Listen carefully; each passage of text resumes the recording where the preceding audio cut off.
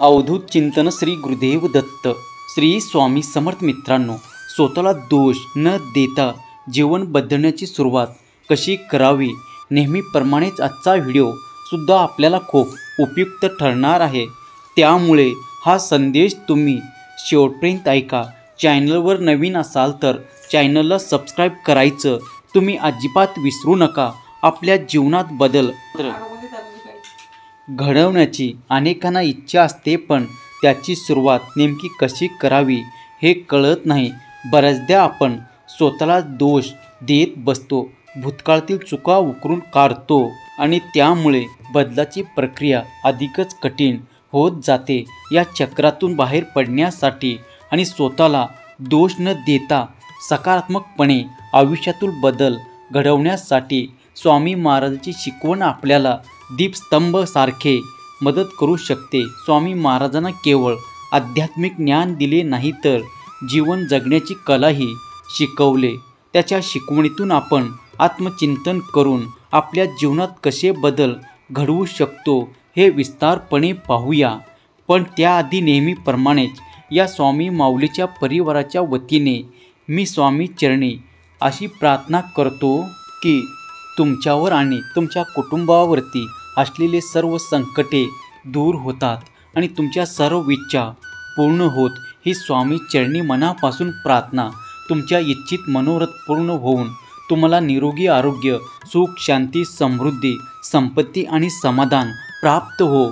स्वीकार करा आणि समजूतदारपणा बदलाची पहिली पायरी आहे. मित्रांनो, स्वामी महाराजाच्या मूळ शिकवणीचा आधार म्हणजे स्वीकार. जीवनात बदल घडवायचे असेल तर आधी आपल्या सध्याच्या परिस्थितीचा आणि स्वतःचा स्वीकार करणे अत्यंत आवश्यक आहे. त्याशिवाय पर्याय नाही. याचा अर्थ असा नाही की आपण निष्क्रिय राहायचे, तर याचा अर्थ असा की आपण आपल्या कमतरता, चुका आणि भूतकाळातील घटनांचा स्वीकार करायचा आहे.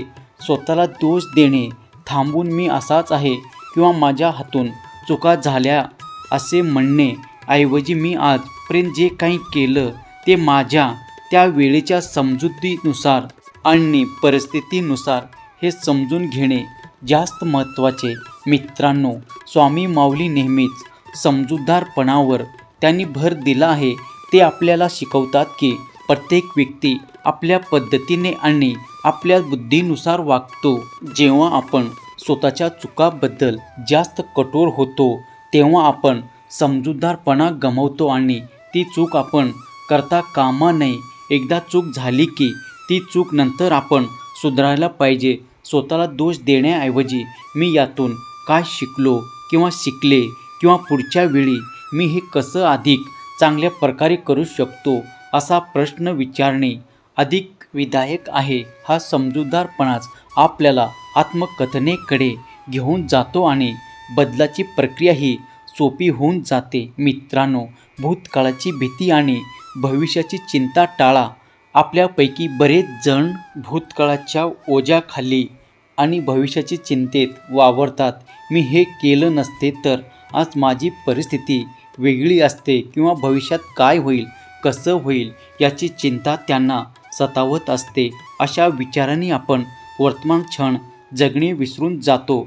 दत्तगुरूची शिकवण आपल्याला वर्तमान क्षणात जगण्याचे महत्त्व पटवून देते. भूतकाळ बदलता येत नाही मित्रांनो, आणि भविष्य हे अनिश्चित आहे. मग व्यर्थ चिंता काय कामाचे. आपल्या हातात फक्त आजचा क्षण आहे. स्वतःला दोष देण्याऐवजी भूतकाळातील अनुभवांना एक धडा म्हणून पहा. प्रत्येक अनुभव, मग तो चांगला असतो व वाईट, आपल्याला काहीतरी शिकवतो. त्यातून शिका. ज्या चुका झाल्या त्या पुन्हा होणार नाही याची काळजी घ्या, पण त्याबद्दल स्वतःला शिक्षा देऊ नका. भविष्याची चिंता करणे देखील निरर्थक आहे. चिंता करून काही होत नाही. स्वामी माऊलींनी सांगितले की आपण आपले कर्म केले पाहिजे आणि फळाची अपेक्षा करू नये.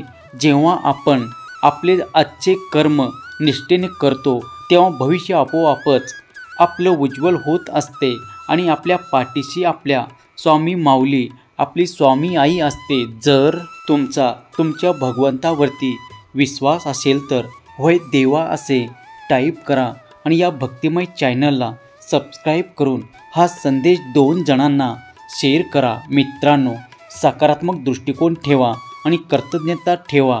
स्वामी माऊलीची शिकवण आपल्याला सकारात्मक दृष्टिकोन ठेवण्यास प्रेरित करते. जीवनात कितीही अडचणी आल्या तरी त्यामध्ये काहीतरी सकारात्मक शोधण्याचा प्रयत्न करा. हे सोपं नाही, पण अशक्यसुद्धा नाही. स्वामी माऊलींना अशक्य असे काहीच नाही. जेव्हा आपण नकारात्मक विचाराच्या गरजेत वळखतो तेव्हा स्वतःला दोष देण्याची प्रवृत्ती वाढते. याउलट जेव्हा आपण सकारात्मक गोष्टीकडे लक्ष केंद्रित करतो तेव्हा आपल्याला नवीन नवीन मार्ग दिसू लागतात. कितीही कठीण काळामध्ये कठीण प्रसंग असू दे, यासोबतच कृतज्ञता बाळगणे अत्यंत महत्त्वाचे. आपल्या चांगल्या गोष्टी घडत आहेत, घडू गेल्या आहेत, त्याबद्दल कृतज्ञ राहा. छोटीशी गोष्ट असो वा मोठी, प्रत्येक गोष्टीसाठी आभार माना. ते प्रत्येकाचे. जेव्हा आपण कृतज्ञ असतो तेव्हा आपले मन शांत होते आणि स्वतःला दोष देण्याची भावना कमी होते. दत्तगुरूंनी नेहमीच निसर्गाशी आणि सर्व जीवसृष्टीचा कृतज्ञता बाळगण्यास शिकवले आहे. ती कृतज्ञता आपल्याला आपल्या अस्तित्वाची आणि आपल्या भोवतालच्या जगाचा आदर करण्यास शिकवते आणि ते आपण राहिलाच पाहिजे. निरंतर शिकणे आणि प्रगती करणे हे कधीही महत्त्वाचे. मित्रांनो, स्वामी माऊलींनी सांगितले आहे की जीवन एक निरंतर शिकवण्याची प्रक्रिया आहे. आपण प्रत्येक क्षणी काहीतरी नवीन शिकत असतो. स्वतःला दोष देत बसण्याऐवजी आपल्या चुकांमधून शिकण्याची तुम्ही तयारी ठेवा आणि ती तयारी जर तुम्ही ठेवली तर यश हमखास तुमच्या पायथ्याशी येणारच. मी चुकलो असं म्हणण्याऐवजी मी यातून काय शिकू शकलो हा दृष्टिकोन आपल्याला प्रगतीकडे घेऊन जाऊ शकतो. नवीन कौशल्य आत्मसात करा, नवीन ज्ञान मिळवा आणि सतत स्वतःला सुधारण्याचा प्रयत्न करा. ही प्रक्रिया तुम्हाला अधिक आत्मविश्वास देईल आणि स्वतःला कमी लेखण्याची भावना दूर करेल. प्रयत्न करून पहा मित्रांनो. आपण बोलतो तेवढा सोपं नाही, पण प्रयत्न केल्यावर अशक्यसुद्धा काही नाही. सहमत असाल तर श्री स्वामी समर्थ टाईप करा आणि हा संदेश आपल्या प्रियजनांना शेअर करा. दत्तगुरूंनी कधीही ज्ञानाची मर्यादा घातली नाही. त्यांनी नेहमीच जिज्ञासू वृत्तीने शिकत राहण्याचा संदेश दिला आहे. हे जिज्ञासू आपल्याला आत्मविश्वासाने पुढे जाण्यास मदत करते. मित्रांनो, अहंकार कमी करा. स्वतःला दोष देण्यामागे अनेकदा अहंकार दडलेला असतो.